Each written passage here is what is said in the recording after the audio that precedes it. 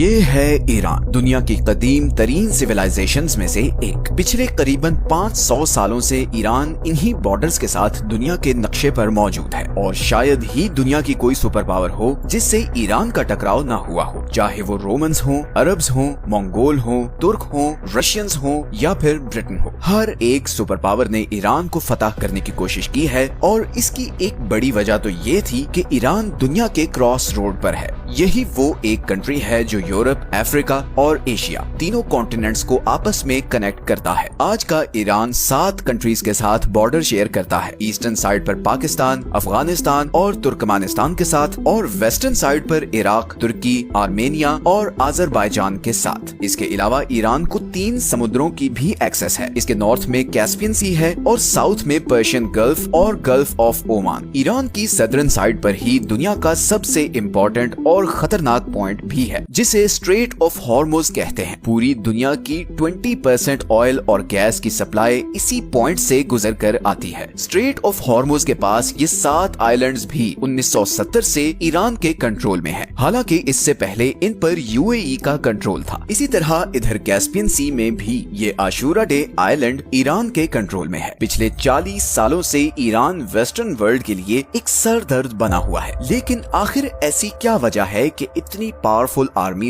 और इकोनॉमीज होने के बावजूद अभी तक कोई भी वेस्टर्न कंट्री ईरान पर अटैक करके उस पर कब्जा नहीं कर सकी। सब कंट्रीज जानते हैं कि ईरान पर डायरेक्ट अटैक करना बहुत ज्यादा बैकफायर कर सकता है। ईरान को अनकॉन्करेबल बनाने में बहुत सी और रीजंस के साथ साथ उसकी ज्योग्राफी का भी बहुत बड़ा रोल है। सच यह है कि आज की वीडियो में हम देखेंगे कि ईरान की हिस्ट्री, उसकी ज्योग्राफी और उसकी प्रॉक्सी वॉर्स ने उसे इतना पावरफुल कैसे बना दिया है।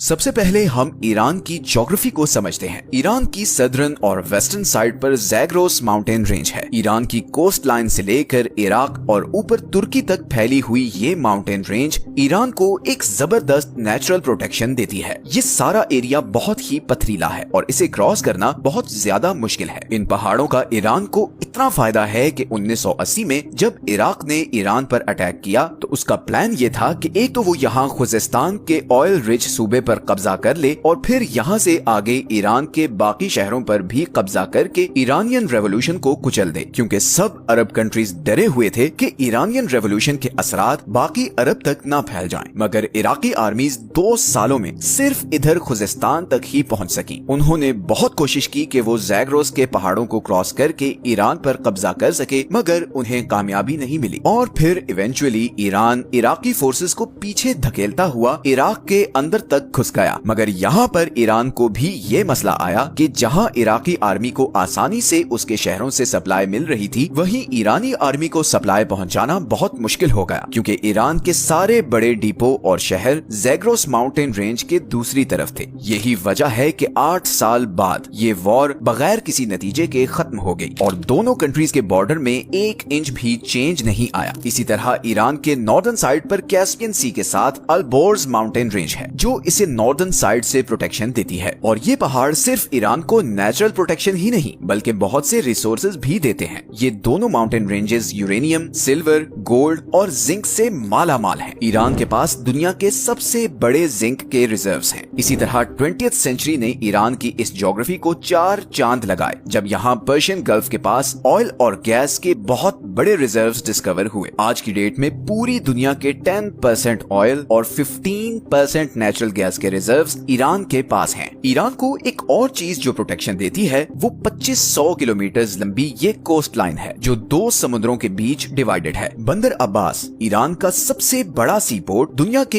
एक बहुत बड़े choke point strait of Hormuz से सिर्फ 70 किलोमीटर दूर है और यही पॉइंट आज ईरान का सबसे बड़ा जियोपॉलिटिकल लेवरेज भी है। अगर ईरान अपनी नेवी के जरिए ये पॉइंट ब्लॉक कर दे तो पूरी दुनिया की इकोनॉमी कोलैप्स कर जाएगी, क्योंकि दुनिया की 15% एनर्जी सप्लाई यहाँ से गुजर कर एशिया और यूरोप को जाती है। अब अगर फर्ज करें कि कोई ये कोस्ट लाइन और ये 2 माउंटेन रेंजेस क्रॉस करके ईरान के अंदर आ भी जाए तो यहाँ पर दूसरा सबसे बड़ा बैरियर ये दश्ते लूत और कविर रेगिस्तान है। लूत डेजर्ट को the hottest place on earth कहते हैं, क्योंकि 2005 में यहाँ पर 70 डिग्री टेम्परेचर रिकॉर्ड किया गया था। इस टफ और एबनॉर्मल ज्योग्राफी की वजह से ही ईरान को कॉन्कर करना ऑलमोस्ट इम्पॉसिबल रहा है। लेकिन आज की डेट में जो दूसरी चीज ईरान को इतना पावरफुल बनाती है वो है उसकी जियोपॉलिटिकल स्ट्रेटजी। सबसे पहले अगर हम ईरान के डेमोग्राफिक्स को देखें तो इसकी पॉपुलेशन तकरीबन 9 करोड़ है, जिसमें 95% शिया मुस्लिम है। ईरान में 62% लोग पर्शियन हैं, 16% आज़ेरी, 10% कुर्द और बाकी 12% बलोच, लूर, अरब और तुर्किक हैं। अब 1979 की शिया रेवोल्यूशन से पहले ईरान एक लिबरल कंट्री था और इस खित्ते में अमेरिका का एक बहुत स्ट्रॉन्ग एलाय भी था। इवन उस जमाने में अमेरिका ईरान को मिलिट्री जेट्स तक सप्लाई किया करता था। लेकिन फिर इमाम खोमेनी के आने के बाद यहाँ के सारे डायनामिक्स चेंज हो गए। आपको ये जानकर हैरत होगी कि 1979 से पहले ईरान और इसराइल के आपस में बहुत अच्छे रिलेशंस थे। इनफैक्ट ईरान 1948 में इसराइल को एक्सेप्ट करने वाला दूसरा सबसे बड़ा मुस्लिम मेजॉरिटी कंट्री था। लेकिन इमाम खोमेनी ने आते ही पैलेस्टीनियंस की सपोर्ट में आवाज उठाई और ऐलान किया कि अब से इसराइल ईरान का नंबर 1 एनिमी है। तेहरान ने इसराइल के साथ सारे डिप्लोमेटिक टाइज खत्म कर दिए। इसराइल जाने वाली सारी फ्लाइट्स कैंसिल कर दी गईं और तेहरान में मौजूद इसराइली एम्बेसी को पैलेस्टीनियन एम्बेसी में कन्वर्ट कर दिया गया। इसका सबसे पहला नतीजा तो ये हुआ कि इसराइल के साथ साथ ईरान के अमेरिका के साथ भी ताल्लुकात खराब होना शुरू हो गए। लेकिन ताल्लुकात की ये खराबी सिर्फ इसराइल और अमेरिका तक ही नहीं रही, बल्कि ईरान के गिर्द मौजूद सारी अरब स्टेट्स भी शिया रेवोल्यूशन के बाद अलर्ट हो चुकी थी। वो सब इस बात से खौफजदा थे कि कहीं ईरान की आइडियोलॉजी इधर अरब स्टेट्स तक ना पहुंच जाए और इसके नतीजे में उनकी किंगडम्स को अच्छा खासा नुकसान पहुंच सकता है। बिकॉज इन सब अरब स्टेट्स में बादशाहत थी। 1980 में इन्हीं सब अरब स्टेट्स ने मिलकर सद्दाम हुसैन को ईरान पर अटैक करने के लिए बैक किया था। यहीं पर ईरान को भी समझ आ गई कि अगर उसने सरवाइव करना है तो उसे अपनी आइडियोलॉजी को बाहर दूसरे कंट्रीज तक पहुंचाना होगा, क्योंकि उसके और उसके सबसे बड़े दुश्मन इसराइल के बीच ये सारे अरब कंट्रीज हैं जो उसके सख्त खिलाफ हैं। इसीलिए उसे कुछ ऐसा करना होगा कि इसराइल से दूर होने के बावजूद वो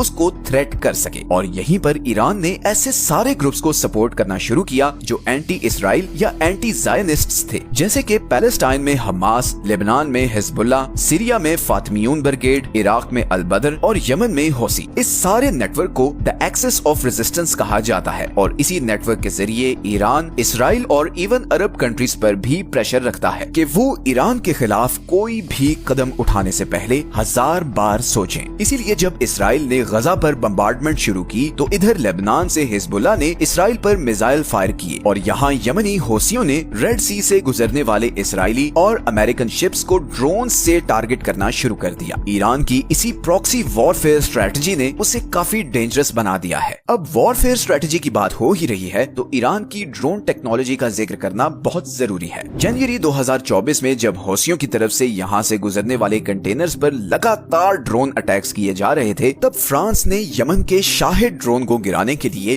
$1 मिलियन वाला Aster 15 surface to air missile use किया, जबकि यमनी ड्रोन की कॉस्ट सिर्फ $20,000 थी। यमनी हौसियों को ये सारे ड्रोन्स ईरान सप्लाई कर रहा है और इन ड्रोन्स की इतनी धूम मची है कि रशिया यूक्रेन के खिलाफ भी इन्हीं ईरानी ड्रोन्स को इस्तेमाल कर रहा है। अमेरिकन सेंट्रल कमांड की 2022 की रिपोर्ट के मुताबिक ईरान के पास पूरे मिडिल ईस्ट में सबसे ज्यादा और मॉडर्न बैलिस्टिक मिसाइल हैं। ईरान के सारे मिसाइल्स 2000 किलोमीटर तक अपने टारगेट को हिट कर सकते हैं। तो इन अ नटशेल अगर हम ईरान की ज्योग्राफी, उसकी प्रॉक्सी स्ट्रेटजी और ड्रोन टेक्नोलॉजी को देखें तो इसके बावजूद कि ईरान पर वेस्टर्न दुनिया की सैंक्शंस हैं और उसकी इकोनॉमी ऑफिशियल ग्राउंड्स पर बहुत छोटी है, ईरान एक ऐसे कंट्री के तौर पर सामने आता है जिसके पोटेंशियल के बारे में बहुत सी अनसर्टेनिटीज हैं, चाहे वो उसका न्यूक्लियर प्रोग्राम हो, प्रॉक्सी नेटवर्क्स की फंडिंग हो या मिसाइल टेक्नोलॉजी। ईरान के बारे में बहुत से ग्रे एरियाज हैं जिनकी वजह से वेस्टर्न कंट्रीज उस पर डायरेक्ट अटैक करने से कतराते हैं। अगर हम सिर्फ यही एक पॉइंट को देखें कि दुनिया के 2 choke points strait of Hormuz और बाब अल मंदेब ईरान की टारगेट रेंज में हैं, तो यही चीज उसे बहुत पावरफुल लेवरेज दे देती है। और अब तो रशिया और चाइना भी